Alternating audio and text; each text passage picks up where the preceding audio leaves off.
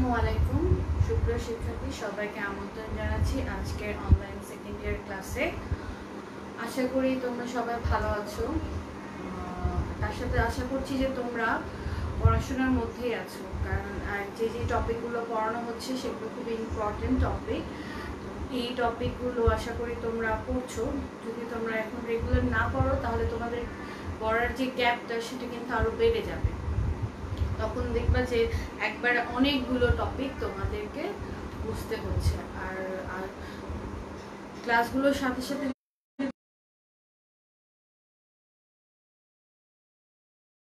ক্লাসে যেগুলো পড়াচ্ছি সেগুলো বুঝতেও সুবিধা হচ্ছে। অনেকে দেখা যাচ্ছে যে আগে ক্লাসে ছিলে না, কিন্তু আবার এই ক্লাসটা করছো, কিন্তু তারা যদি প্রিভিয়াস ক্লাসের লেকচারগুলো যদি ফলো করো, ভিডিওগুলো দেখো, ওই অনুযায়ী পড়ালেখা করো, তাহলে দেখা যাবে যে তোমরা এই ক্লাসগুলোতে যা পড়ানো হচ্ছে সেগুলো বুঝতে তোমাদের কষ্ট হবে না। আর লেকচার দেখার পরে যখন তোমরা বই থেকে যখন ওই টপিকগুলো পড়ছো তখন দেখা যাবে যে পড়তে সহজ হবে। তো আশা করি তোমরা এই বিষয়গুলো মেনটেন করবা, কারণ এগুলো আমার জন্য না, তোমাদের নিজেদের জন্যই প্রয়োজন। আজকের ক্লাসের বিগত ক্লাসে আমরা পড়েছিলাম হচ্ছে যে টপিকটা শুরু করেছিলাম অ্যামপ্লিটিউড স্প্লিটিং, এর মাধ্যমে যে ইন্টারফারেন্স হয় সেটা আমরা দেখেছিলাম। তো সেটারই এখন আজকে আমাদের ওইটার উপরেই ক্লাস হবে। তো এই টপিকটার জন্য আমাদের কিছু কিছু বিষয়ের সম্পর্কে জানতে হবে, সেগুলো একটু আমরা জেনে নিই।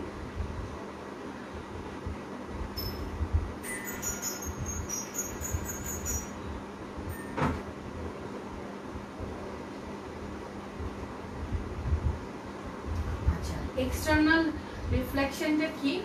যখন দুইটা আলাদা আলাদা মাধ্যমে, ধরো ডেন্সার মিডিয়াম আর হচ্ছে রেয়ারার মিডিয়াম, এরকম দুটো আলাদা ভিন্ন মাধ্যমে তলে যখন একটা আলোক রশ্মি আপতিত হয়, when a light incident on the interference between the rarer and denser medium, then তাহলে কি হয়? তখন আলোক রশ্মি, কিছু আলোক রশ্মি ট্রান্সমিটেড হবে আর কিছু আলোক রশ্মি তোমার প্রতিফলিত হবে, অর্থাৎ রিফ্লেক্টেড হবে। যে আলোক রশ্মিগুলো রিফ্লেক্টেড হবে সেই আলোক রশ্মিগুলো দেখা যায় যে এইরকম মাধ্যমে যখন ইন্টারফেরেন্সে আলোক রশ্মি রিফ্লেক্টেড হয়, এই ধরনের রিফ্লেকশনকে বলে হচ্ছে এক্সটার্নাল রিফ্লেকশন। তাহলে the reflection between the rarer and denser medium is called external reflection. ঠিক আছে? তাহলে রেয়ারার মিডিয়াম থেকে ডেন্সার মিডিয়ামে যখন আলোক রশ্মি ওই তলে আপতিত হয়, এই তলে যে রিফ্লেকশনটা হয় সেটাকে আমরা বলছি এক্সটার্নাল রিফ্লেকশন। আচ্ছা, তাহলে ইন্টারনাল রিফ্লেকশনটা কি?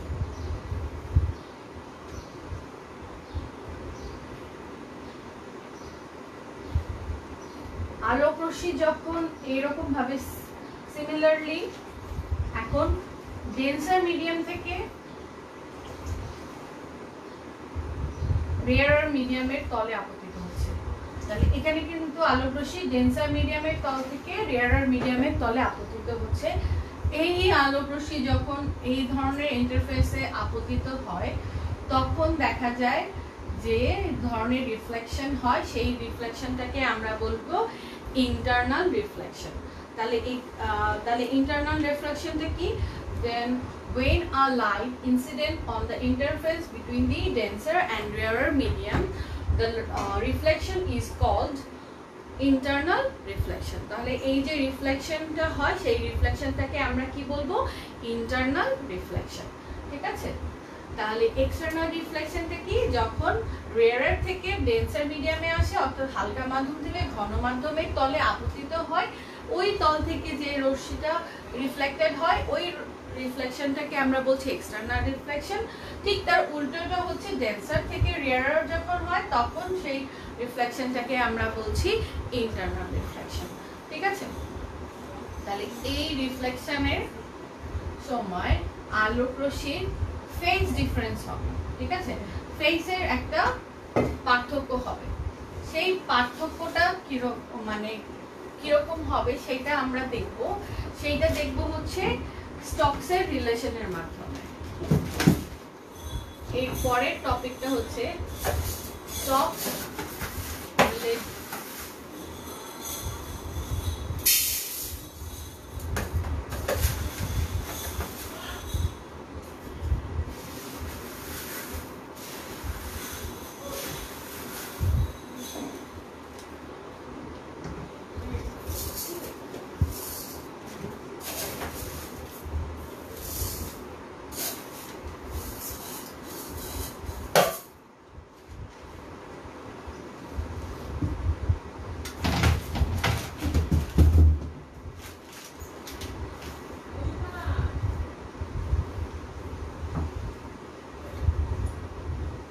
ঠিক আছে, স্টক ট্রিটমেন্ট অফ রিফ্লেকশন।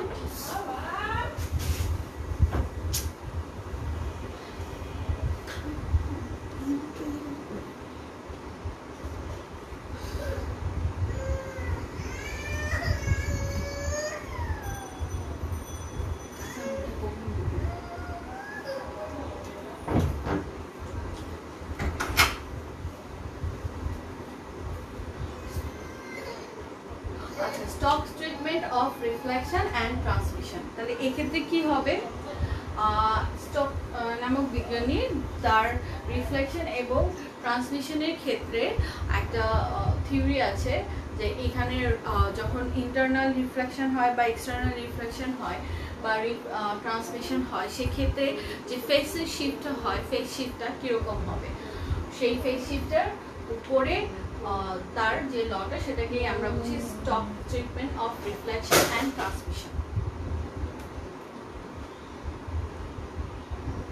ঠিক আছে, তাহলে এর জন্য প্রথমে আমরা একটা ফিল্ম নেই, ফিল্মটা বড় করে নেই, ঠিক আছে, এরকম একটা প্ল্যান তল নেই। ঠিক আছে, এই তলে এটা হচ্ছে রেয়ারার মিডিয়াম আর এটা হচ্ছে ডেন্সার মিডিয়াম, এটা হচ্ছে রেয়ারার আর এটা হচ্ছে ডেন্সার। ঠিক আছে, তাহলে এইটার আমরা দুইটা যেহেতু আলাদা মাধ্যম, তাদের রিফ্র্যাক্টিভ ইন্ডেক্সও আলাদা হবে। তাহলে রিফ্র্যাক্টিভ ইন্ডেক্স এটাকে যদি তুমি NF দাও আর এটাকে যদি NI দাও, তাহলে এভাবে আমরা ইন্ডিকেট করি, তাহলে রিফ্র্যাক্টিভ ইন্ডেক্স দুটোর আলাদা। তাহলে এই ক্ষেত্রে যখন আলোক রশ্মি এসে পড়বে, আলোক রশ্মি এসে যখন এরকম পড়ছে, তখন এখান থেকে কিছু আলোক রশ্মি, ধরো এটা থিটা আই ইনসিডেন্স, মানে ইনসিডেন্স কোণ, তারপর হচ্ছে কিছু আলোক রশ্মি কি হবে, রিফ্লেক্টেড হয়ে যাবে। ঠিক আছে, তাহলে রিফ্লেক্টেড হয়ে যাবে। আমরা জানি প্রতিফলনের ক্ষেত্রে কি theta I equals to theta R, এই দুটো কোণ কিন্তু পরস্পর সমান। তাহলে 4% যে আলোক রশ্মি রিফ্লেক্টেড হলো সেটাকে এরকম দ্বারা চিহ্নিত করলাম। এরপরে হচ্ছে কিছু আলোক রশ্মি যেহেতু ঘন মাধ্যমে প্রবেশ করছে, তাহলে মানে তোমার এই অবিলম্বের দিকে সরে আসবে, অরিজিনাল যে ডিরেকশনটার থেকে সে ডিভিয়েটেড হয়ে একটু ঘন মাধ্যমের অবিলম্বের দিকে সরে আসবে। এটাকে আমরা এরকম চিহ্নিত করলাম।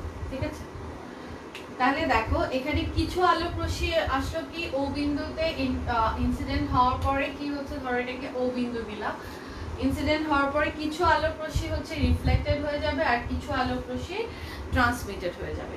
ঠিক আছে, যেহেতু এরা রেয়ার মিডিয়াম থেকে ডেন্সার মিডিয়ামে চলে এসেছে, সেজন্য অবিলম্বের দিকে এটা সরে আসতেছে। ঠিক আছে, তাহলে এই রকম হচ্ছে নরমালি আমরা একটা তলে আলোক রশ্মি যখন আপতিত হয় তাহলে দেখতে পাই। এখন এটাকে যদি কোনোভাবে, এটা হচ্ছে ফিগার এ, ঠিক আছে, ফিগার বি, তাহলে এই আলোক রশ্মিকে যদি কোনোভাবে আমরা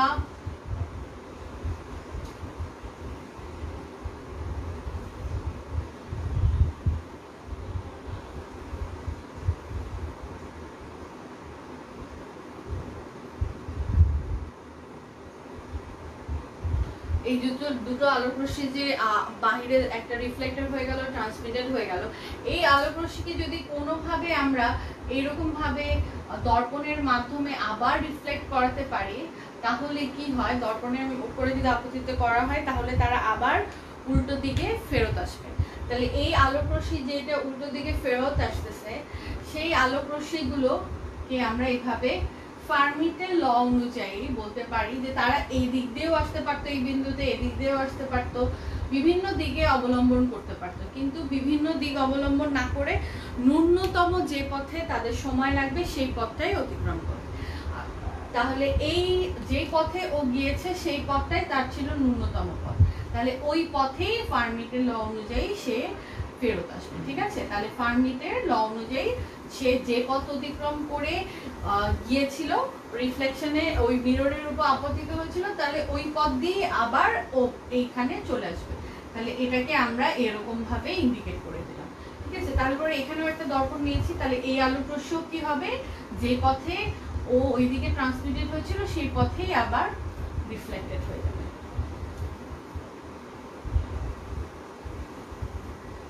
ঠিক আছে, তাহলে এইভাবে আমরা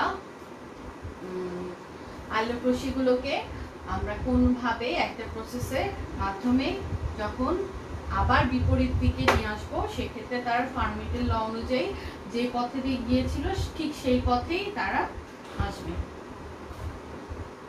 এটাই তাদের ন্যূনতম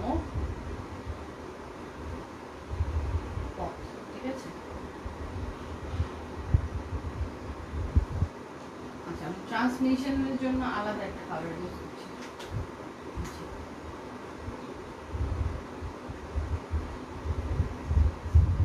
তাহলে প্রথম রিফ্লেক্টেড রে আর দ্বিতীয় রিফ্লেক্টেড রে, এই যে ট্রান্সমিটেড রে, এটাকে আমি এভাবে দ্বারা চিহ্নিত করছি। ঠিক আছে, তাহলে এখন দেখো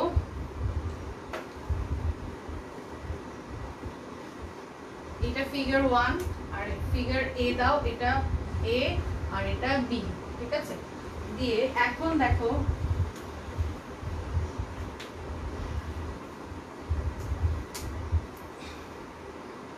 এখানে দুই ধরনের কোএফিশিয়েন্ট পাওয়া যাবে, একটা হচ্ছে রিফ্লেকশন কোএফিশিয়েন্ট।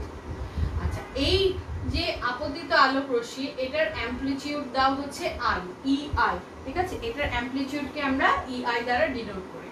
তাহলে রিফ্লেকশন কোএফিশিয়েন্ট হচ্ছে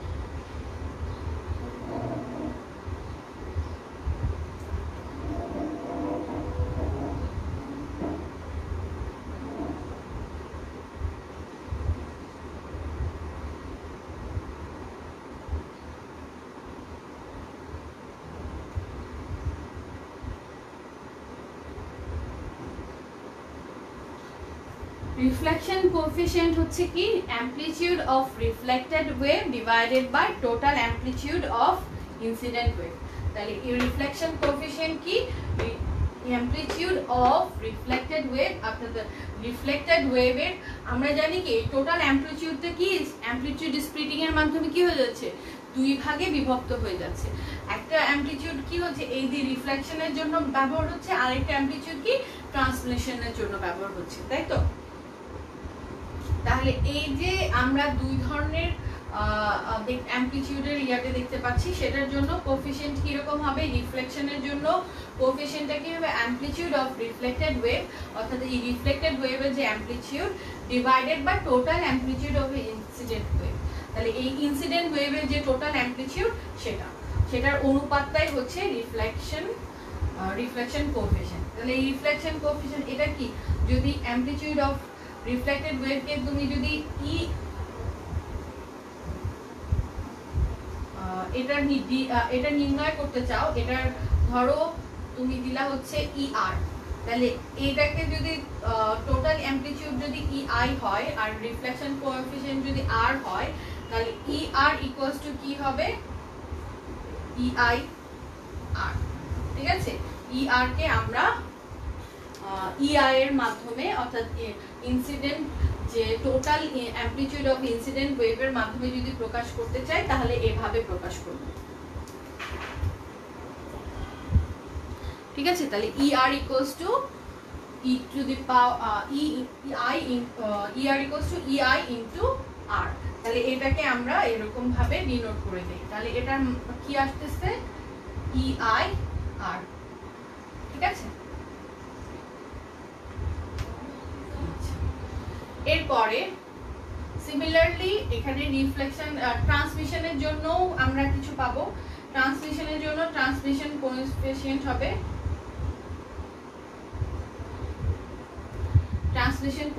হবে, এখানে অ্যামপ্লিটিউড অফ ট্রান্সমিটেড ওয়েভ হবে, এখানে অ্যামপ্লিটিউড অফ ট্রান্সমিটেড ওয়েভ।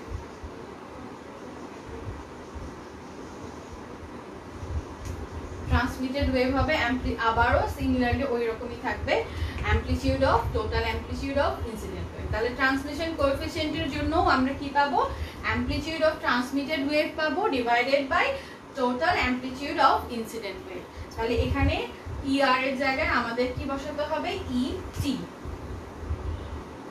তাহলে ET ইকুয়ালস টু আমরা কি পেয়ে যাব? এখানে ট্রান্সমিশন কোএফিশিয়েন্টকে যদি স্মল t দ্বারা প্রকাশ করি অর্থাৎ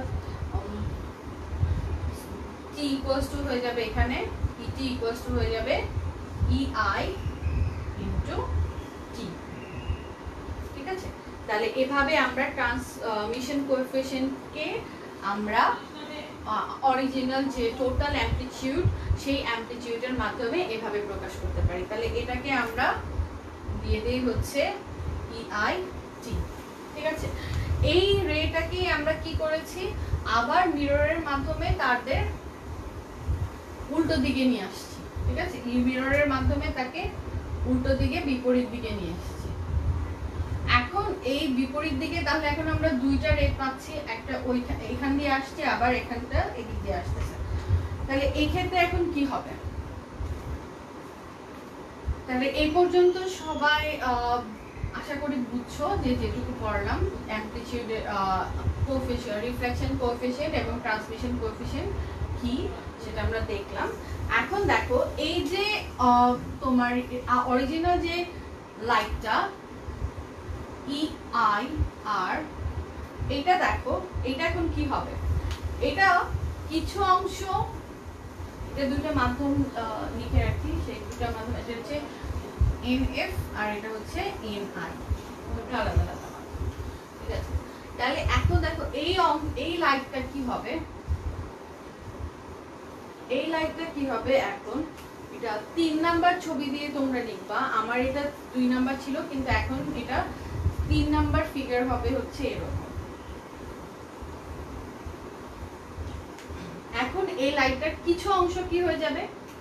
রিফ্লেক্টেড হয়ে যাবে, কিছু অংশ রিফ্লেক্টেড হবে আর কিছু অংশ আবার কি ট্রান্সমিটেড হবে, কিছু অংশ ট্রান্সমিটেড হবে। তাহলে এই লাইটটা, যে লাইটটা ফেরত আসলো সেই লাইটটা কি হয়েছে, যে অর্থাৎ ওয়েভটা ফেরত আসলো, সেই ওয়েভটার কিছু অংশ কি হবে? রিফ্লেক্টেড হবে, আবার কিছু অংশ ট্রান্সমিটেড হবে। ওকে, তাহলে এটা গেল আমাদের ট্রান্সমিটেড। তাহলে এটা চিহ্নিত করি। এখন দেখো যেহেতু তাহলে ER এর কি হচ্ছে? রিফ্লেকশন হচ্ছে, যেহেতু সে একই মাধ্যমে রিফ্লেকশন হচ্ছে সেহেতু আমরা আবারও যদি কোএফিশিয়েন্ট বের করি তাহলে দেখা যাবে R দিয়ে গুণ হচ্ছে। ঠিক আছে, তাহলে R একই মাধ্যমে যেহেতু হচ্ছে। আবার দেখো EIR, এটা কি হচ্ছে? ট্রান্সমিশন হচ্ছে। এখন যেহেতু মাধ্যমটা ভিন্ন মাধ্যমে ট্রান্সমিটেড হচ্ছে তাহলে এখানে কি হয়ে যাচ্ছে? T প্রাইম, অর্থাৎ T প্রাইম মাধ্যমে ট্রান্সমিটেড হচ্ছে, সেজন্য আমাদের মাধ্যমের জন্য T প্রাইম হবে। আচ্ছা, আর সেকেন্ড, এটা গেল প্রথমটার জন্য। এখন দেখো যেই আলোটা এই ট্রান্সমিটেড ওয়েভটা যখন আবার এখানে এসে আপতিত হলো, তখন সেও কি হবে, কিছু অংশ তার কি হবে, রিফ্লেক্টেড হবে, আর কিছু অংশ ট্রান্সমিটেড হবে। কিছু অংশ রিফ্লেক্টেড হবে আর কিছু অংশ ট্রান্সমিটেড হবে। আচ্ছা, এখানে কিন্তু ইনসিডেন্ট কোণটা সমান থাকবে, ঠিক আছে? এখানে কিন্তু এই দুটোর কোণটা, এই কোণ আর এই কোণ কিন্তু সমান থাকবে। তো ছবি আঁকার ত্রুটি, কিন্তু এই কোণটা আর এই কোণটা সমান হতে হবে। ওকে, তাহলে এইখানে দেখো, তাহলে কিছু অংশ রিফ্লেক্টেড হলো আর কিছু অংশ ট্রান্সমিটেড হলো। তাহলে আমরা এটার যে ওয়েভ পেয়েছিলাম সেটা কি ছিল, EIT। তো যে অংশটা রিফ্লেক্টেড হলো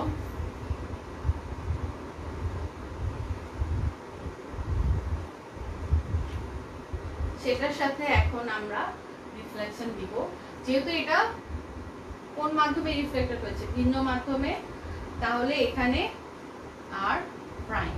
ওকে, আবার দেখো যে অংশটা ট্রান্সমিটেড হচ্ছে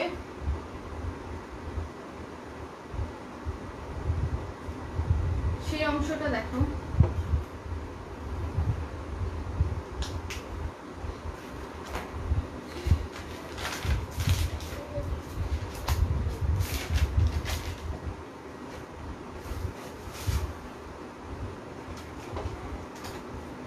যে অংশটা ট্রান্সমিটেড হচ্ছে সেটাকে দেখো যে EIT তো থাকবেই, EIT থাকবে। এখন ট্রান্সমিশন হয়েছে কি ভিন্ন মাধ্যমে, অর্থাৎ অন্য মাধ্যমে গিয়েছে, তাহলে T প্রাইম। ঠিক আছে, তাহলে চলে আসলো হচ্ছে আমাদের T প্রাইম। ওকে, তাহলে দেখো কি করলাম আমি আরেকবার বলছি, যে ব্লু লাইনটাকে খেয়াল করো। ব্লু লাইনটা হচ্ছে প্রথম আমরা যে লাইটটাকে ওয়েভটাকে ফেরত নিয়ে আসলাম, সেই রিফ্লেক্টেড অংশটা, ওই পার্টটা আবার কি হবে, পুনরায় কিছু অংশ রিফ্লেক্টেড হবে, আবার কিছু অংশ ট্রান্সমিটেড হবে। এই জায়গাটা খুব ইম্পর্টেন্ট। এই জায়গাটা তোমাদেরকে এই যে এইভাবে যে আমি করলাম, এই EIR ইন্টু R, এই EIR ইন্টু T প্রাইম, এগুলো কিন্তু তোমাদের নিজেদেরকে চিহ্নিত করতে হবে। এটা ভুল করলে কিন্তু হবে না। এটা খুব সহজ, কিন্তু একটু বুঝে করতে হবে, না বুঝে করলে এটা মুখস্থ করে করা যাবে না, মুখস্থ করলে ভুল হবে। দেখো বুঝে করো। তাহলে EIR অ্যামপ্লিটিউড তো ঠিক থাকবে, যেহেতু এই মাধ্যমেই হয়েছে, অর্থাৎ রেয়ার মাধ্যমেই হয়েছে, তাহলে রেয়ার মাধ্যমের যে রিফ্লেকশন আগে যেটা ছিল কোএফিশিয়েন্ট, সেটাই তো থাকবে। তাহলে এই EIR ইন্টু R হবে। ঠিক আছে, তাহলে এই অ্যামপ্লিটিউডটা হবে হচ্ছে এখন EIR ইন্টু R, যেহেতু মাধ্যমটা এক। আবার দেখো এটা যে ট্রান্সমিশন হয়েছে, ট্রান্সমিশনটা দেখো এই অ্যামপ্লিটিউডটা তো রাখলাম এই EIR, কিন্তু মাধ্যমটা কিন্তু ভিন্ন, ঘন মাধ্যমে এসেছে, তাহলে এই ট্রান্সমিশনের জন্য কি হবে, T প্রাইম হবে। তাহলে এই আলোটা সেকেন্ড টাইম আবার যখন ট্রান্সমিশন হলো তখন অন্য মাধ্যমে হয়েছে, সেজন্য T প্রাইম। ওকে, আচ্ছা, এখন এটা গেল প্রথমটার জন্য, এই জন্য দেখো এইরকম করে দিলাম। আবার দেখো EIT, এই ওয়েভটা যখন আবার আমি পুনরায় ফেরত নিয়ে আসলাম, তো সেটার কিছু অংশ আবার কি হবে, আমাদের একই মাধ্যমে রিফ্লেক্টেড হবে, আবার ভিন্ন মাধ্যমে ট্রান্সমিটেড হবে। যখন EIT একই মাধ্যমে কি হচ্ছে, আমার রিফ্লেক্টেড হচ্ছে, কিন্তু এখানে এই মাধ্যমের যে রিফ্লেকশন আর এই মাধ্যমের যে রিফ্লেকশন কোএফিশিয়েন্ট আলাদা, তাহলে এই মাধ্যমের রিফ্লেকশন কোএফিশিয়েন্ট কি হবে, R প্রাইম। তাহলে এখানে আমি R প্রাইম দিলাম। আবার এই রেটায় যখন অন্য মাধ্যমে কি যাচ্ছে, ট্রান্সমিটেড হচ্ছে, তাহলে এই মাধ্যমের ট্রান্সমিশন কোএফিশিয়েন্টও কি আলাদা হবে, তাহলে এখানে কি হবে, T প্রাইম। ঠিক আছে, তাহলে এইভাবে গেল হচ্ছে তোমার, আমরা ওয়েভ অ্যামপ্লিটিউডটাকে স্প্লিটেড করে দিলাম। ঠিক আছে, তাহলে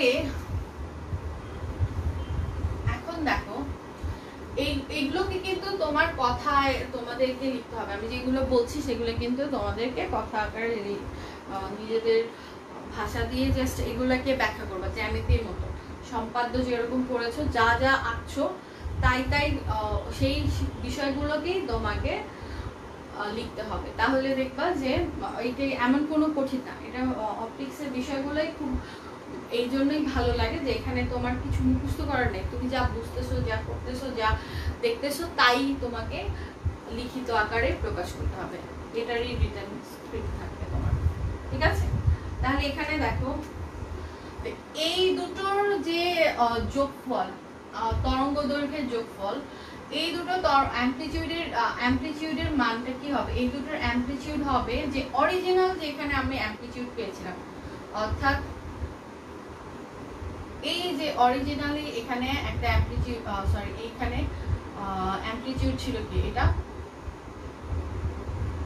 আর ঠিক আছে, তাহলে এইটা, তাহলে এই অরিজিনাল অ্যামপ্লিটিউড হবে হচ্ছে এই দুটোর যোগফল হচ্ছে এই অরিজিনাল অ্যামপ্লিটিউড। অরিজিনাল অ্যামপ্লিটিউডটা কি ছিল? EI, তাই তো? তাহলে এই দুটোর যোগফল হচ্ছে আমার অরিজিনাল অ্যামপ্লিটিউড। তাহলে EIR into R যোগ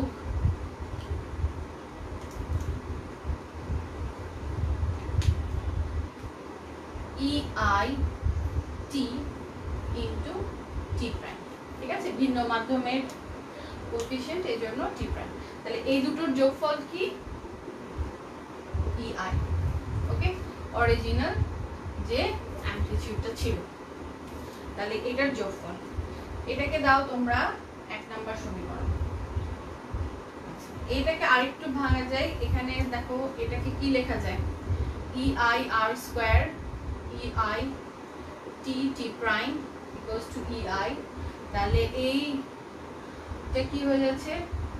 R square plus T T prime 1, অতএব T T prime equals to 1 minus R square.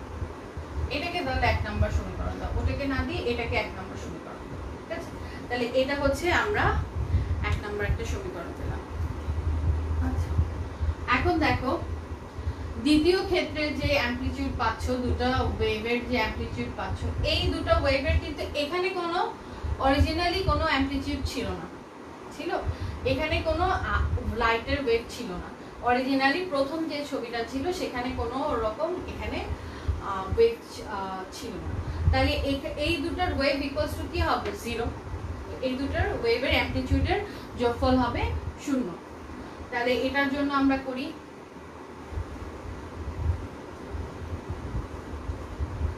তাহলে ওটার কি আছে?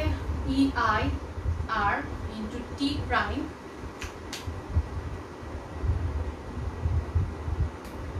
যোগ EIT into R prime equals to 0, ওকে? তাহলে কেটে গেল। তাহলে এখানে এটাকে ভেঙে ফেলি, EIRT plus EIT R prime equals to 0। তারপরে উভয় ক্ষেত্রে কি EIT EIT এই অংশটা কমন আছে, তাই না? তাহলে এইটাকে আমরা বাদ দিয়ে দিতে পারি। তাহলে কি থাকবে? R equals to পাইলাম হচ্ছে plus R prime equals to 0, অতএব R equals to বলা যায় মাইনাস R prime। তাহলে এটা পেলাম হচ্ছে আমরা R equals to minus R prime, ওকে?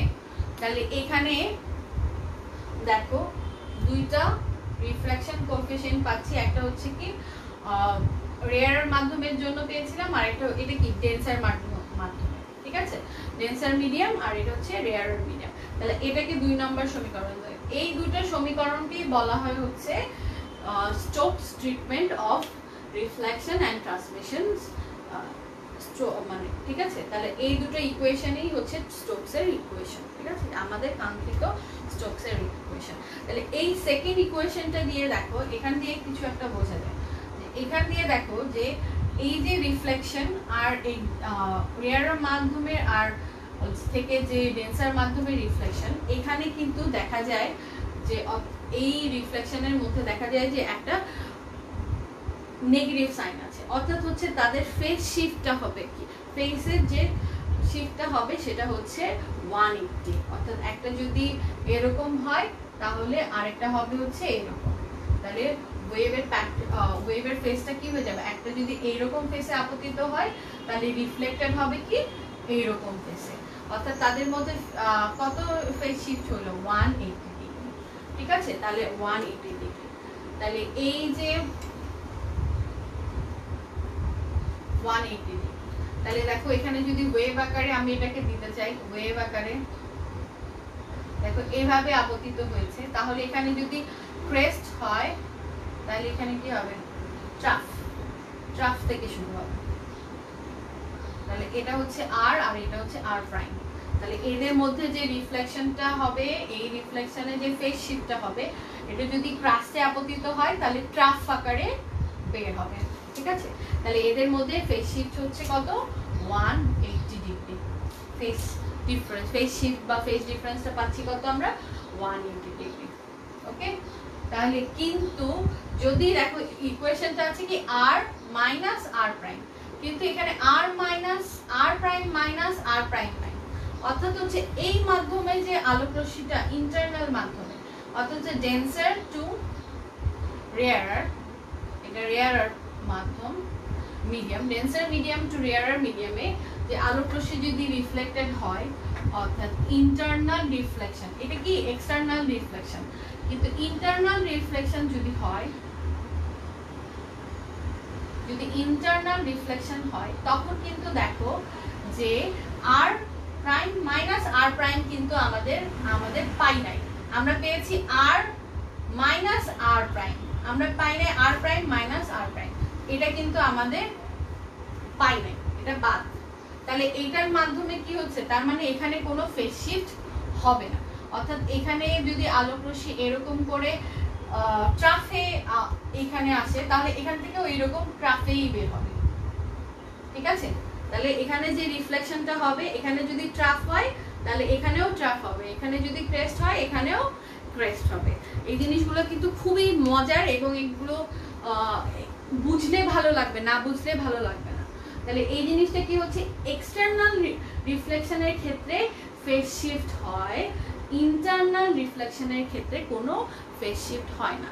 আবার এভাবেও বলতে পারো, ডেন্সার যখন আলোক রশ্মি রেয়ারার মিডিয়াম থেকে ডেন্সার মিডিয়ামের তলে আপতিত হয় তখন তাদের মধ্যে ফেজ শিফট হয় 180, আর যদি ডেন্সার থেকে রেয়ারার মিডিয়ামে হয় তাহলে কোনো ফেজ শিফট হয় না। ঠিক আছে, তাহলে কোনো রকম ফেজ শিফট হয় না। তাহলে এই ইকুয়েশন থেকেই আমরা সেটা দেখতে পাই, শুধু R equals to R minus R prime আছে, R prime minus R prime যদি থাকতো তাহলে এখানে আমরা কি পাইতাম, ফেজ শিফট পাইতাম। ঠিক আছে, তাহলে এই হচ্ছে আমাদের স্টোকসের ট্রিটমেন্ট রিফ্লেকশন এবং রিফ্র্যাকশনের জন্য। তাহলে এখান থেকে আসলে মেইনলি কি দেখতে পেলাম যে তোমার দেখো যে দেখতে পেলাম আমরা কি দেখতে পেলাম যে এখানে একটা ফেজ শিফট হয়, সেই ফেজ শিফটটা 180 ডিগ্রি হয়, সেটা শুধু এক্সটার্নাল রিফ্লেকশনের জন্য, ইন্টারনাল রিফ্লেকশনের জন্য নয়। এটা আমাদের কিছুক্ষণ পরেই কাজে লাগবে, এই জন্য আমরা এই টপিকটা পড়লাম।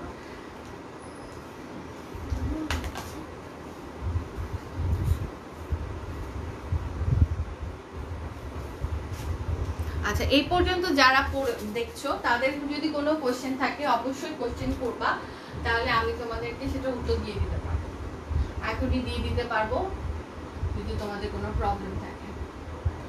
আচ্ছা, এরপরে আমরা হচ্ছে অ্যামপ্লিটিউড স্প্লিটিং এর ক্ষেত্রে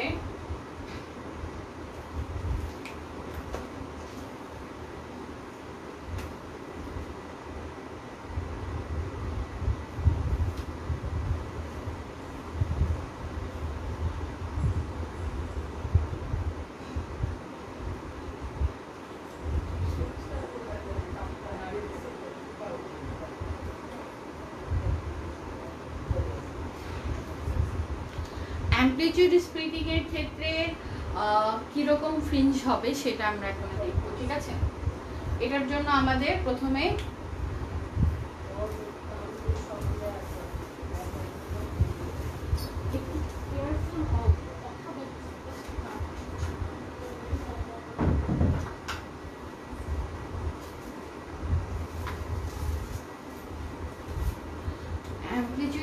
প্রিন্টিং এর ক্ষেত্রে আমরা এরকম ভাবে একটা যদি থিন ফিল্ম নিই, অর্থাৎ একটা থিন ফিল্ম নিই, এই ফিল্মটা কি একটা থিন ফিল্ম।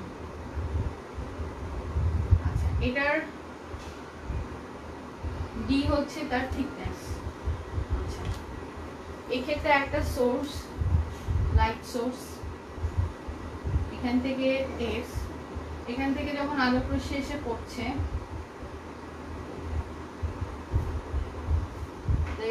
অবিলম্ব আকৃতি হবে থেটা আই, তাহলে এটা আর একটু থেটা আর, ঠিক আছে। তখন এই আলোক রশ্মির কিছু অংশ কি হয়ে যাবে, রিফ্লেক্টেড হয়ে যাবে। এই দুটো কোণ কিন্তু সেম, থেটা আই, ওকে। তাহলে এই অংশটুকু কিছু, আচ্ছা তোমাদেরকে যে একটা জিনিস জানানো হয়নি, বলেছি এর আগেও, তারপর বলছে যে অপটিক্সের যে কোনো ছবি ফিগার আঁকার সময় অ্যারো যদি না থাকে তাহলে কিন্তু ছবিটার মূল্যহীন, ঠিক আছে, ছবিটার গুরুত্ব নাই।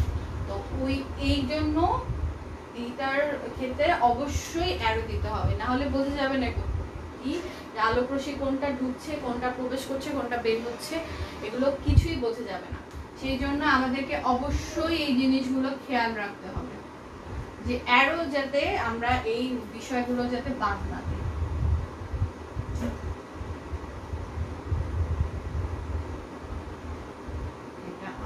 ওকে, তাহলে এই আলোক রশ্মিটা যখন বের হচ্ছে তখন এটাও কিছু অংশ কি হবে, প্রতিফলিত হবে, প্রতিফলিত হবে, আবার কিছু অংশ আবার এখানে ট্রান্সমিটেড হবে। তাহলে এখানে কিন্তু কিছু অংশ ট্রান্সমিটেড হবে। আমরা যেহেতু আমাদের মেইন ফোকাস হচ্ছে রিফ্লেক্টেড লাইটের জন্য, সরি রিফ্লেক্টেড লাইটের জন্য, সেজন্য আমরা ট্রান্সমিটেড অন্যান্য সব কিছুকে বাদ দিয়ে দিচ্ছি। তাহলে এই অংশটুকু যখন আবার এরকম হবে, এরকম ভাবে আবারও রিফ্লেক্টেড হবে, এটাও কিছু পাবো। তা আমরা প্রথম দুইটার জন্য ধরি P1 আর P2R, ঠিক আছে। তাহলে দুটো লাইটের জন্য ধরি, তাহলে এইরকম ভাবে কিন্তু এই প্রসেসটা চলতেই থাকবে, এটা কিন্তু থামবে না, এটা কিন্তু কন্টিনিউয়াস একটা প্রসেস।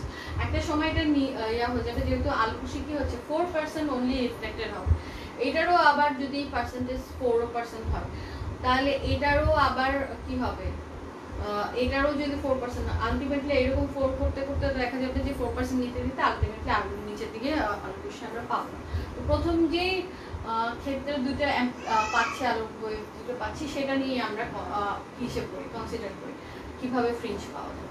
তাহলে এইটা একটা পেলাম প্রথম মাধ্যমে আলোক রশ্মি প্রতিফলিত হওয়ার জন্য, আরেকটা হচ্ছে দ্বিতীয় মাধ্যম থেকে আলোক রশ্মি প্রতিফলিত হয়ে যে ট্রান্সমিটেড হয়েছে সেটার জন্য। তাহলে দুটো রিফ্লেক্টেড ওয়েভ পেলাম। দেখো দুটো রিফ্লেক্টেড ওয়েভের বৈশিষ্ট্য কি, দুটো রিফ্লেক্টেড, এখানে আমরা রিফ্লেক্টেড ওয়েভ দুটো কি প্যারালাল। তাহলে এই ওয়েভের কি প্যাটার্ন হচ্ছে, এগুলো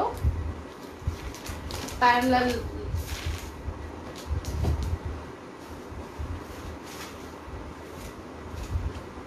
টু রিফ্লেক্টেড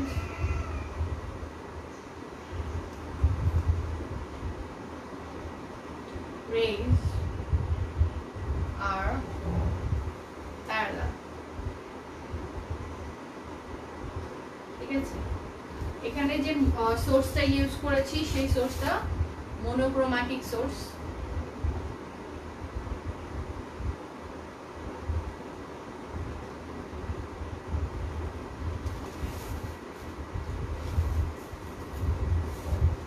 আচ্ছা। তাহলে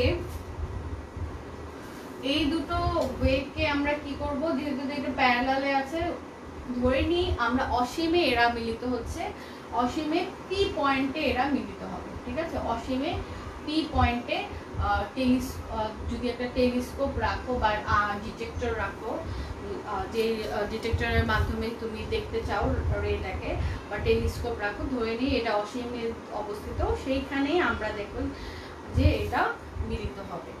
তো এই মিলিত যা কোথায় হচ্ছে আমরা টেলিস্কোপের পি পয়েন্ট, যেটা টেলিস্কোপের ফোকাল পয়েন্ট। তাহলে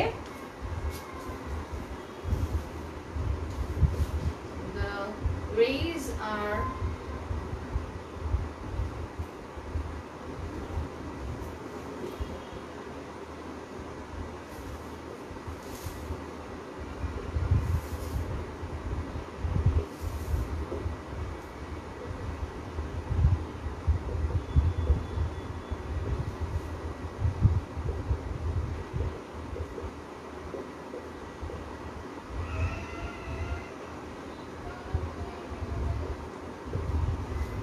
তাহলে এই টেলিস্কোপের ফোকাল পয়েন্টে এটা মিলিত হচ্ছে। আমরা জানি কি এটার জন্য কি করতে হবে, একটা এখানে যদি একটা লেন্স নাও, সেই লেন্সে কি, সেই লেন্সে আলোক রশ্মি যখন আপতিত হয়, উত্তল লেন্স নাও, তাহলে সেখানে কি হবে, অসীম থেকে আলোক রশ্মি আপতিত হলে সেটা ফোকাসে মিলিত হয়, তাই তো? তাহলে এরকম ভাবে আমরা নিতে পারি। যদি এখানে একটা লেন্স নাও, উত্তল লেন্স বা কনকেভ লেন্স,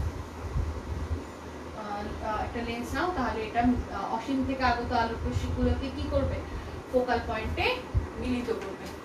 ঠিক আছে, তাহলে এখানে আমরা কি নিলাম, একটা মোনোক্রোম্যাটিক সোর্স নিলাম, সেখান থেকে দুই ধরনের রিফ্লেকশন পেলাম, একটা ফার্স্ট মিডিয়ামে পেলাম আর একটা সেকেন্ড মিডিয়ামে রিফ্লেকশন পেলাম। তাহলে এই দুটো reflection rays are parallel to each other. তাহলে এই প্যারালাল রেজ গুলো কি হচ্ছে, একটা পয়েন্টে মিলিত হবে, অসীমে, ধরে নিলাম অসীমে মিলিত হবে, সেটা হচ্ছে টেলিস্কোপের ফোকাল পয়েন্ট। আর যদি একটা লেন্স নাও, তাহলে কি হবে, লেন্সটা কি করবে, এই দুটো রশ্মিকে মিলিত করবে হচ্ছে একটা পয়েন্টে, টেলিস্কোপের ফোকাল পয়েন্টে মিলিত করবে। ঠিক আছে, লেন্স উত্তল লেন্স নিলে সেগুলোকে এরকম অসীম থেকে আগত আলোক রশ্মিকে কি করে, ফোকাসে মিলিত করে। আচ্ছা, এইরকম যদি তুমি নাও, সেক্ষেত্রে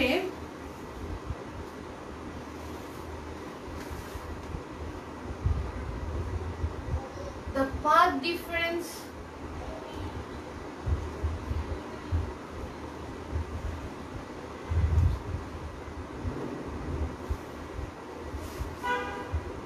for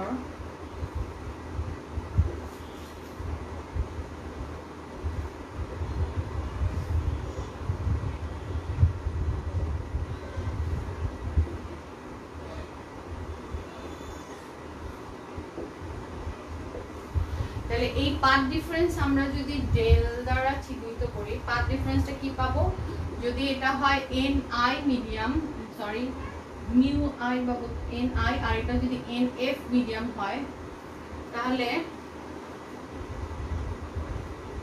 দেখো এন এফ এ এগুলোকে এখন আমরা এটাকে একটু বড় আকারে ছবি আকার দেখাই।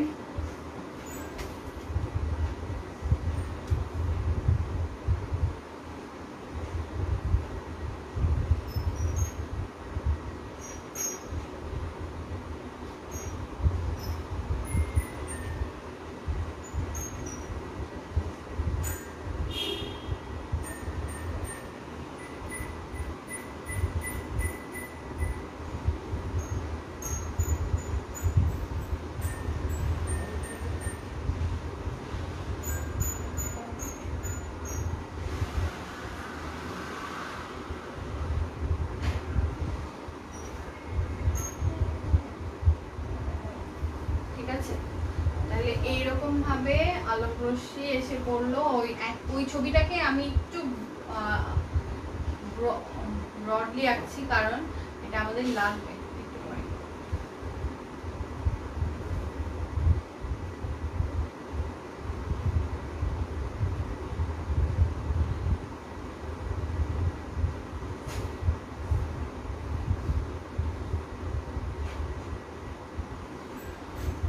এখন দেখো এই পাথ ডিফারেন্সটা আঁকতে চাইলে কিভাবে আঁকতে হবে, এখানে একটা লম্ব আঁকতে হবে।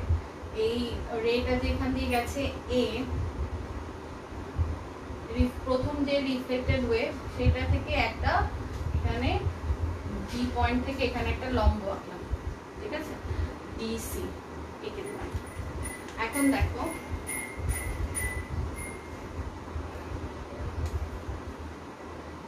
তাহলে এইটা যদি NF মিডিয়াম হয়, এটা NI রিফ্র্যাক্টিভ ইন্ডেক্স, আমি এটার NI দিলাম, এটা রিফ্র্যাক্টিভ ইন্ডেক্স দিলাম হচ্ছে NF। মানে NI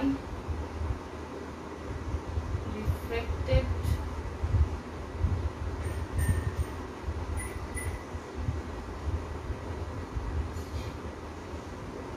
for rarer medium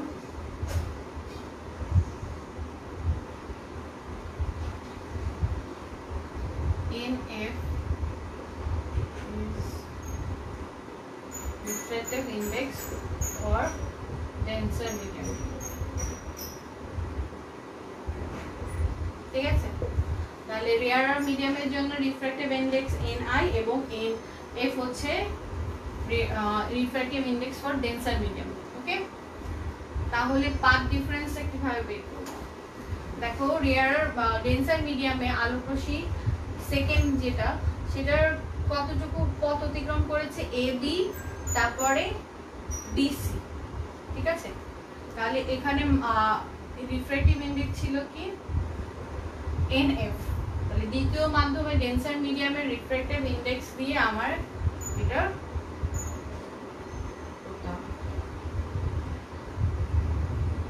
plus BC। Okay, AB plus BC, তাহলে এটা রিফ্র্যাক্টিভ ইন্ডেক্স কি? NF। তাহলে এইটুকু পথের থেকে আমার বিয়োগ করে দিতে হবে কি? প্রথম অংশটুকু। তাহলে প্রথম অংশটুকু কত? এই যেই পথে ও যেটুকু সময়ে এখান থেকে AB থেকে BC তে আসছে, সেইটুকু সময়ে এই লাইটটা কোথায় গেছে? প্রথম লাইট ওয়েভটা AD অংশ পথে গেছে। ঠিক আছে, তাহলে এদের মধ্যে পাথ ডিফারেন্সটা কিরকম হবে? যে এই প্রথম আলো ওয়েভটা যে অংশটা রিফ্লেক্টেড হলো, সেটা এই AB পয়েন্টে যখন D পয়েন্টে পৌঁছায়, তখন এই আলোক রশ্মিটা A থেকে B তে, B থেকে C তে গেছে। ঠিক আছে, এটা খেয়াল করো, A থেকে B তে, B থেকে C তে গেছে। আর এইটুকু সময়ে প্রথম আলোক রশ্মিটা কোথায় গেছে? A থেকে D তে। তাহলে এই দুটোর বিয়োগফল হচ্ছে তাদের পাথ ডিফারেন্স। তাহলে AD মাধ্যমে যখন গেছে, তখন তার রিফ্র্যাক্টিভ ইন্ডেক্স কি? NI। তাহলে এটা হচ্ছে তাদের পাথ ডিফারেন্স। তাহলে A পয়েন্ট থেকে D পয়েন্টে যখন প্রথম ওয়েভটা গেছে, প্রথম রেটা গেছে, সেই দ্বিতীয় ওই রের কিছু অংশ যেটা রিট্রান্সমিটেড হয়েছে, ওই সেকেন্ড রেটা সেটা কি? ওই সময়ে A থেকে B তে গেছে, B থেকে C তে গেছে। ঠিক আছে, তার জন্য AB প্লাস BC হলো। তার রিফ্র্যাক্টিভ ইন্ডেক্স হচ্ছে NF, এই জন্য এটা গুণ হলো। আবার দেখো, AD হচ্ছে AD এর সাথে NI। তাহলে এভাবে আমরা তার পাথ ডিফারেন্সটা বের করতে পারি। এখন দেখো, এইটুকু ত্রিভুজে যদি নাও তুমি, এই ত্রিভুজটাকে যদি এখন আমরা কাউন্ট করি, এই ত্রিভুজটাকে, ঠিক আছে, এই ত্রিভুজটাকে যদি কাউন্ট করি, তাহলে cos θ r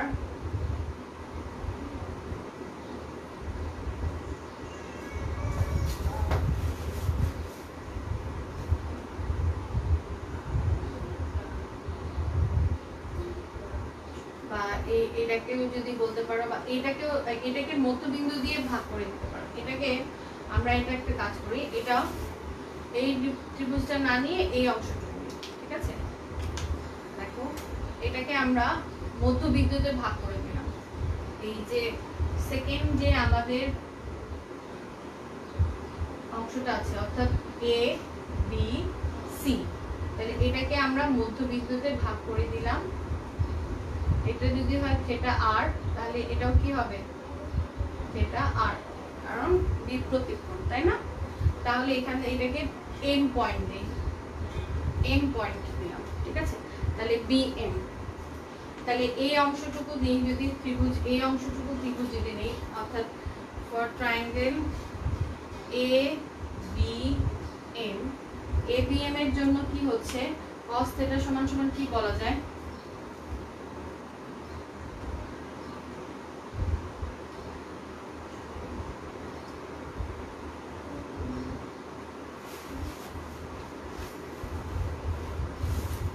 BM by AB, তাই না?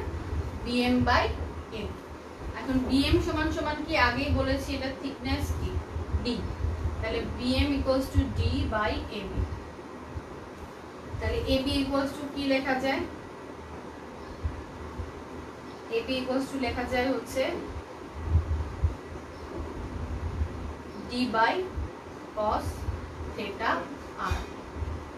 আচ্ছা দেখো এটাকে আমরা প্রথমে যে এই সমীকরণটাকে ডেলের সমীকরণটাকে আমরা 1 নম্বর সমীকরণ দিই।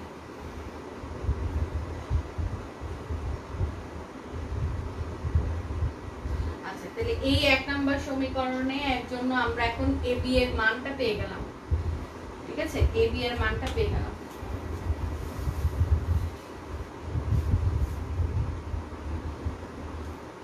আর এই এবি ইকুয়ালস টু এবি আর বিসি পরস্পর সমান, যেহেতু এটা কি হচ্ছে এই দুইটার কোণ, এটা যদি থিটা আর হয়, এটা যদি অভিলম্ব হয়, তাহলে এটাও কি একই কোণে তার কি হচ্ছে রিফ্লেক্টেড হচ্ছে, তাহলে এটা হচ্ছে থিটা আর, তাহলে এই দুটো বাহু কি হয়ে যাবে সমান হয়ে যাবে। তাহলে এবি ইকুয়ালস টু আমরা বলতে পারি হচ্ছে এবি ইকুয়ালস টু বলতে পারি হচ্ছে বিসি ইকুয়ালস টু হচ্ছে D by cos theta R. তাহলে AB equals plus AB equals to BC equals to D by cos theta R, ঠিক আছে। তাহলে এবি এর মানও জানা হয়ে গেল আমার, বিসি এরও মান জানা হয়ে গেছে। তাহলে 1 নম্বর সমীকরণে আমি বসাই এটা,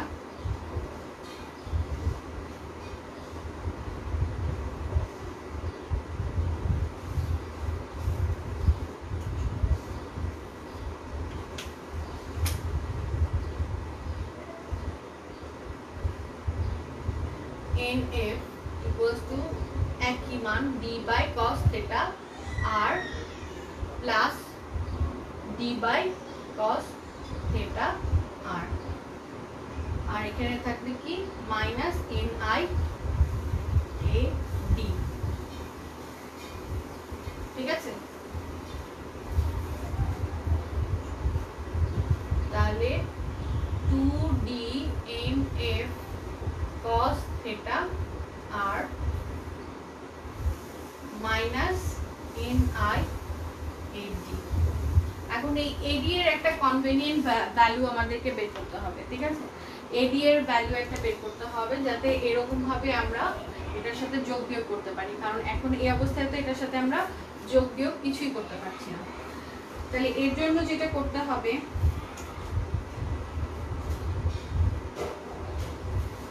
এখন এই অংশ এই ত্রিভুজটাকে নেই, এই ত্রিভুজে যদি আমি sin থিটার মান বসাতে চাই, sin থিটা ইকুয়ালস টু কি হচ্ছে ফর ত্রিভুজ ফর ট্রায়াঙ্গেল ADC, ADC তে sin থিটা ইকুয়ালস টু কি বলা যেতে পারে, এটা হচ্ছে থিটা i, এটা যদি থিটা i হয় তাহলে এটাও হবে থিটা i, তাহলে থিটা i ইকুয়ালস টু লেখা যায় sin theta i equals to হচ্ছে AD by AC, ঠিক আছে। তাহলে AD by AC, তাহলে AC equals to বা AD equals to কি লেখা যায়, এখানে আমরা AD এর একটা মান পেলাম, AD equals to পাওয়া যায় হচ্ছে AC sin theta i। এখনো দেখো এখানে একটা এসি অংশ আছে, এই এসি অংশটাকে আমাদেরকে দূর করতে হবে। তাহলে এই এসি কে আমরা কিভাবে পেতে পারি, আমরা জানি কি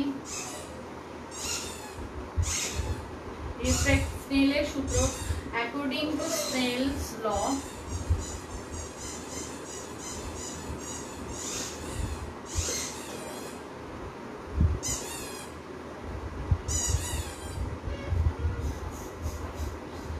বলতে পারি ni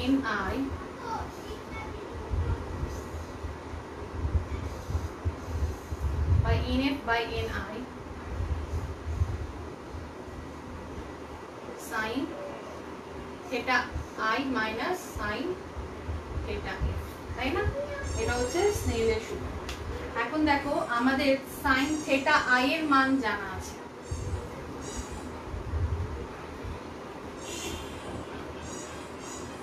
আচ্ছা তাহলে এখানে sin theta i সমান সমান কি বলা যায়, nf by ni into sin theta f। এখন এখানে আমার sin theta f এর জায়গায় এই মানটা বসাতে হবে।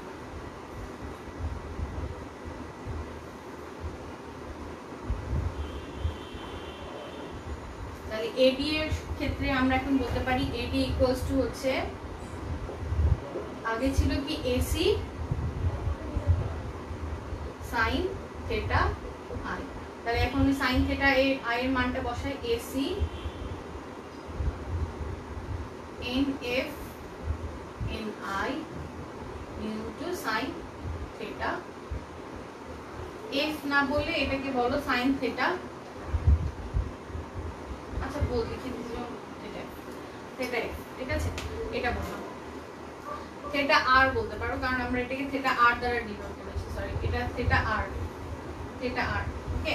এখানে যেটা theta f না দিয়ে আমি এটার সাথে রিফ্র্যাক্টিভ ইনডেক্সের সাথে মিলিয়ে দিয়েছিলাম, কিন্তু এখানে এটা theta r দাও, ঠিক আছে। তাহলে theta r এখানেও theta r এখানেও theta r, তাহলে এটা পেলাম। এখনো আমরা AC এর মান কিন্তু পাইনি। এখন এটার জন্য আমাদের আরেকটা ত্রিভুজ নিতে হবে। দেখো এই অংশে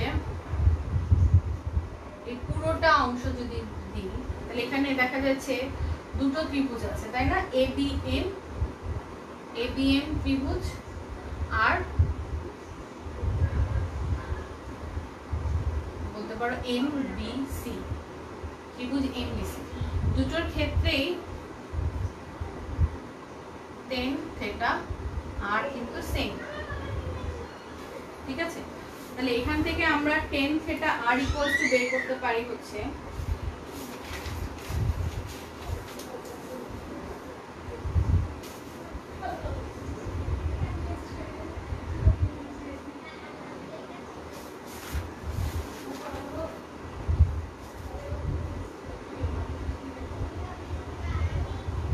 AC by 2D।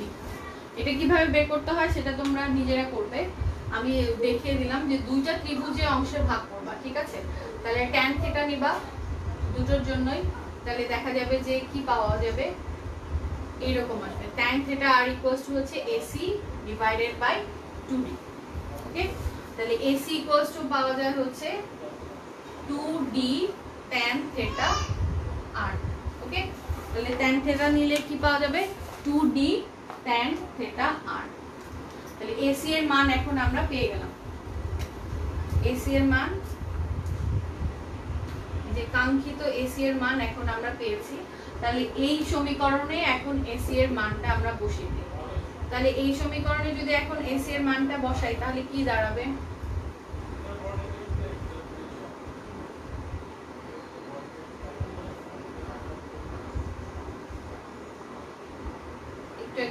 যেটা আমরা বের করলাম সেটা হচ্ছে AC ইকুয়ালস টু তোমার AC equals to 2D tan theta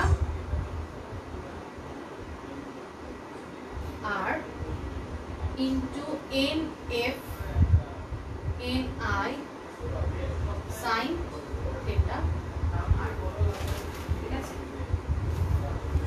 তাহলে এটা পেয়ে গেলাম হচ্ছে আমরা AD এর মান, ওকে।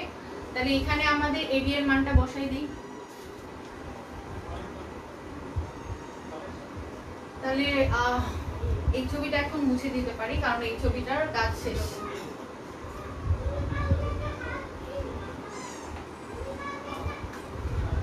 তাহলে 2DNF cos theta r NI into AD এর মান আমরা এখন কি পেলাম,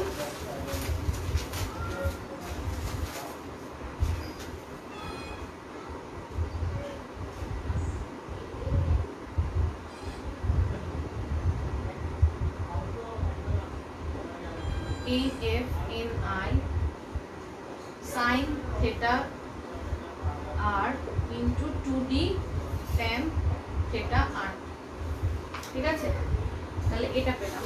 এখন এখানে tan থিটা আর কি করা হয়, sin theta R divided by cos theta R আকারে লেখা যায়, তাই না? আর এই ni আর ni কি হয়ে যাবে, কেটে যাবে, বাদ যাবে। তাহলে এখানে কি থাকবে 2d nf cos theta r into nf sin square theta r, এখানে 2d লিখে divided by cos theta r, এখানে tan থিটা আমি ভেঙে দিলাম, ঠিক আছে? তাহলে cos থিটা r, তাহলে এখান থেকে উভয় পাশে 2d cos theta r common যায় আর nf ও কমন যায়। তাহলে 2d nf cos theta r যদি কমন নেই 1 minus sin square theta r থাকে। তাহলে 1 minus sin square 1 minus sin square theta সমান সমান কি cos স্কয়ার থিটা। তাহলে 2d nf cos theta r into cos square theta r, বা লেখা যায় 2d nf cos theta r, তাই না? তাহলে আলটিমেটলি পাথ ডিফারেন্সটা কি আসলো, আলটিমেটলি পাথ ডিফারেন্সটা আসলো হচ্ছে 2d nf cos theta r। তাহলে পাথ ডিফারেন্সটা কার কার উপর ডিপেন্ড করে? আমরা তো জানি রিফ্র্যাক্টিভ ইনডেক্স আর ডেন্সার মিডিয়াম যেটা নিব সেটা তো কনস্ট্যান্টই থাকবে, একটাই তো মিডিয়াম নিব, বারবার তো ভ্যারি করবে না, তাহলে এটা কনস্ট্যান্ট। আর এই তাহলে ডিপেন্ড করছে কার উপরে, cos থিটার উপরে, আর অর্থাৎ হচ্ছে এই অ্যাঙ্গেলের উপরে আর এর উপরে নির্ভর করছে, থিটা আর এর উপর ডিপেন্ড করছে, আর এটার থিকনেসের উপর ডিপেন্ড করছে। অর্থাৎ যে ফিল্মটা নিব এই ফিল্মটা হচ্ছে যদি থিকনেস কিরকম হবে তার উপরে এটা ডিপেন্ড করছে। তাহলে এই দুটো বিষয়ের উপরে পাথ ডিফারেন্সটা ডিপেন্ড করছে।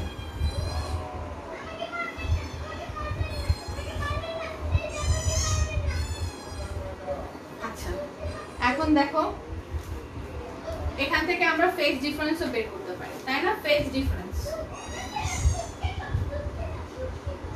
আমরা জানি কি, ফেজ ডিফারেন্সটা কি?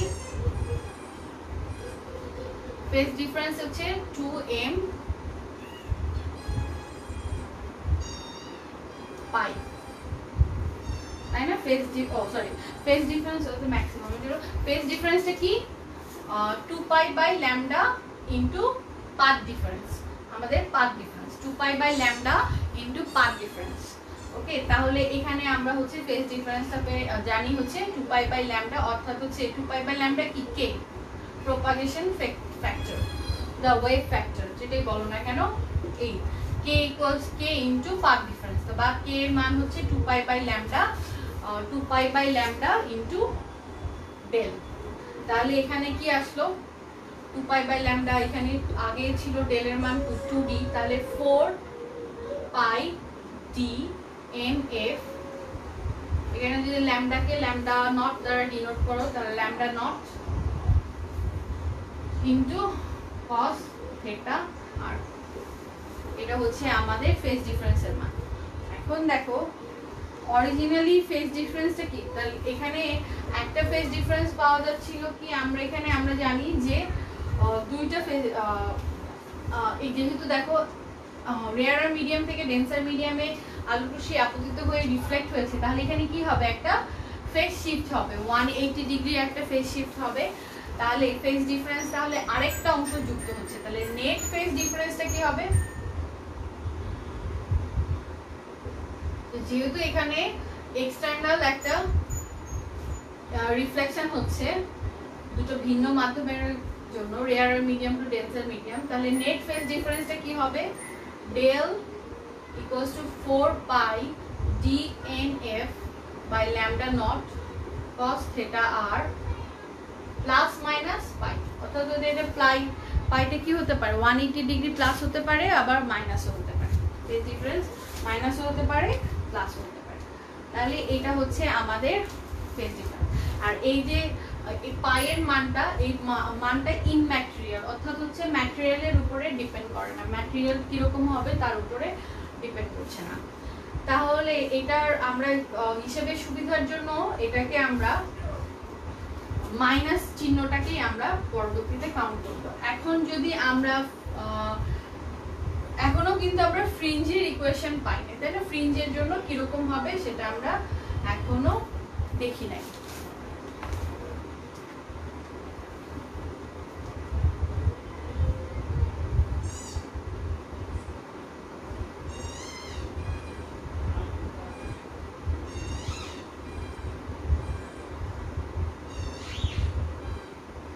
তাহলে এই ক্ষেত্রে এখন আমাদের কি করতে হবে, যে আমি বললাম যে হিসেবে সুবিধার জন্য আমরা মাইনাস সাইনটা লিখব।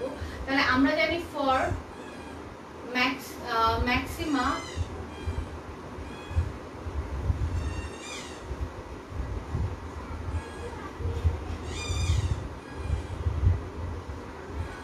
যখন ইন্টারফারেন্স ম্যাক্সিমাম হবে সেক্ষেত্রে কি ফর ম্যাক্সিমার জন্য ডেলের মানটা কি 2m পাই, 2m পাই, তাই না?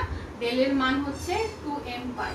তাহলে ডেলের মান আমরা এখন জানি হচ্ছে কি, এক্ষেত্রে ডেলের মান জানি হচ্ছে 4 পাই nfd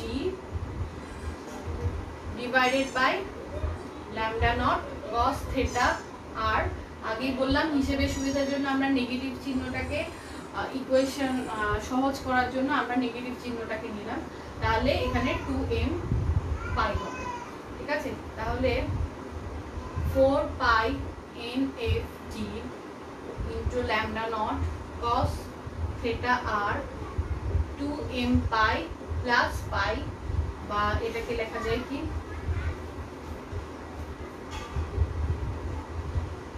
পাই যদি কমন নাও তাহলে 2m plus 1।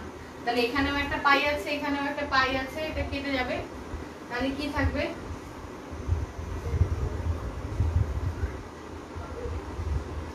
4nfd lambda not cos theta R equals to হচ্ছে 2m প্লাস 1। বা এখান থেকে থিকনেস যদি বের করতে চাও তাহলে কি লেখা যাবে, d equals to 2m plus 1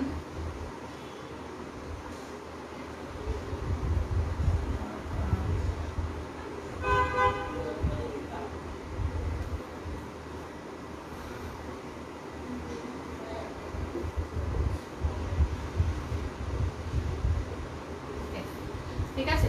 তাহলে d cos theta r equals to লেখা যায় হচ্ছে 2m plus 1 del lambda naught divided by 4 nf।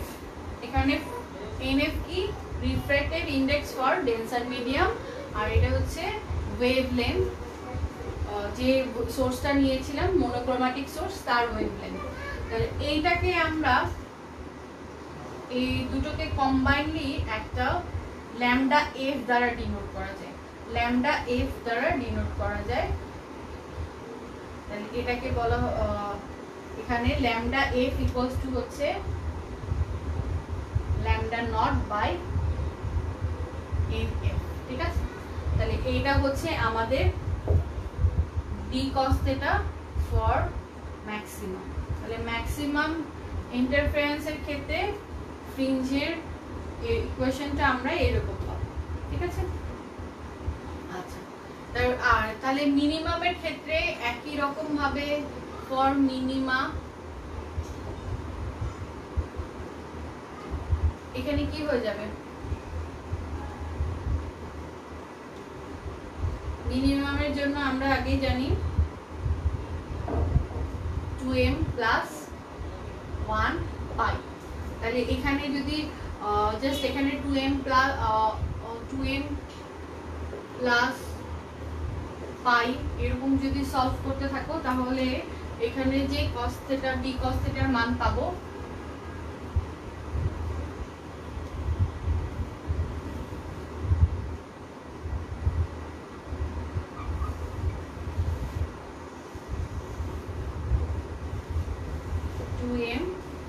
lambda f by 4।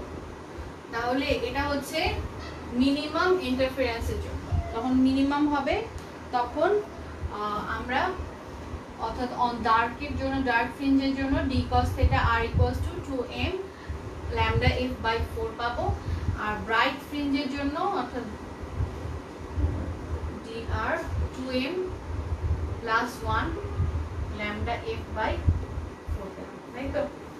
তাহলে এটা হচ্ছে মিনিমাম আর এটা হচ্ছে মিনিমাম আর এটা হচ্ছে ম্যাক্সিমাম। তাহলে এই হচ্ছে আমাদের ফ্রিঞ্জের অবস্থান, ঠিক আছে?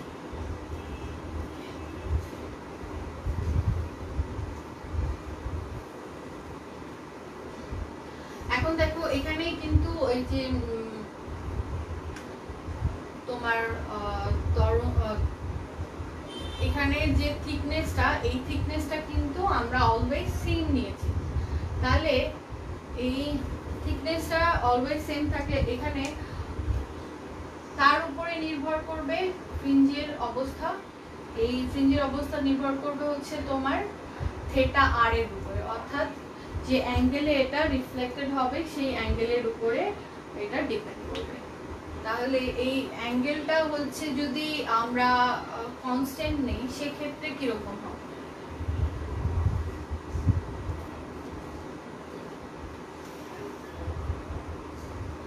আচ্ছা যাই হোক, এটা আমরা তাহলে নেক্সট ক্লাসে পড়ি। আজকের দিনের জন্য অনেক বড় একটা ক্লাস হয়ে গেছে। তাহলে আজকে ক্লাসে আমরা কি কি পড়লাম সেটা হচ্ছে আমরা এক্সটার্নাল ডিফ্লেকশন কি দেখলাম, ইন্টারনাল ডিফ্লেকশন দেখলাম, তারপর হচ্ছে দেখলাম হচ্ছে স্টোকসের দুটো সূত্র, রিফ্লেকশন এবং রিফ্র্যাকশনের ক্ষেত্রে কিরকম হয় সেটা দেখলাম। যে রিফ্লেকশনের ক্ষেত্রে, এক্সটার্নাল রিফ্লেকশনের ক্ষেত্রে ফেজ শিফট হয় 180, সেটা দেখলাম 180 ডিগ্রি। তারপরে দেখলাম অ্যামপ্লিটিউড স্প্লিটিং এর ক্ষেত্রে ফ্রিঞ্জের ইকুয়েশনগুলো কিরকম হবে সেটা আমরা দেখলাম। তো বেশ লম্বা একটা টপিক রয়েছে, নেক্সটে আমরা এর পরবর্তীতে বাকি অংশটা। ঠিক আছে, সবাইকে ধন্যবাদ ক্লাসে থাকার জন্য। যদিও তোমরা ক্লাসে অনেক উপস্থিতি কম, যেটা খুবই ডিমোরালাইজিং, তারপরেও চেষ্টা করো যাতে পরবর্তীতে ভিডিওটা দেখে তোমরা এই ক্লাসের লেকচারটাকে ফলো করে বইয়ের সাথে মিলিয়ে পড়বে, দেখবে যে তোমাদের কাছে বিষয়টা অনেকটা সহজ হয়ে গেছে। তো সবাইকে ধন্যবাদ।